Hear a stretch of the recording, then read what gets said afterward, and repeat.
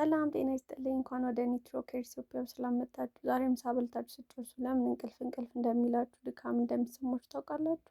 ችግሩ የምትበሉት ነገር ሳይሆን ምግቡ የምትበሉበት ቅደም ተከተል ሊሆን ይችላል። ብዙዎቻችን ስንመገብ የምንጀምረው ከእንጀራ ወይም ከዳቦ ነው።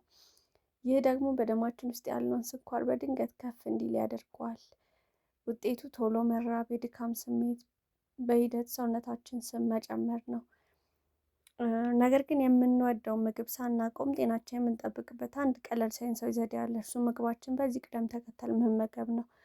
መጀመሪያ ሰላጣ ወይም አረንጓዴ አትክልቶችን መመገብ ፋይበር ሆዳችን ውስጥ እንደ መከላከያ መረብ ሆኖ እንዲያገለግል ይረዳዋል። ቀጥሎ እንጀራ፣ ወጥ መመገብ እንችላለን፣ ወይም ስጋ፣ እንቁላል፣ ጥራጥሬዎችን፣ ፕሮቲን ያላቸው ምግቦች መመገብ እንችላለን።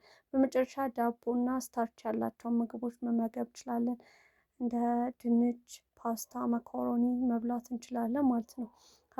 አትክልቶችን ቀድመን ስንበላ በኋላ የምንመገባቸው እንጀራ ወይም ስኳር ተቀይሮ ወዲያውኑ ደማችን ውስጥ እንዳይገባ ይከላከልናል። በዚህ ምክንያት ከበላን በኋላ ንቁ እንሆናለን፣ ክብደታችን በቀላሉ እንቆጣጠራለን፣ የረሃብ ስሜታችንም ይቀንሳል ማለት ነው።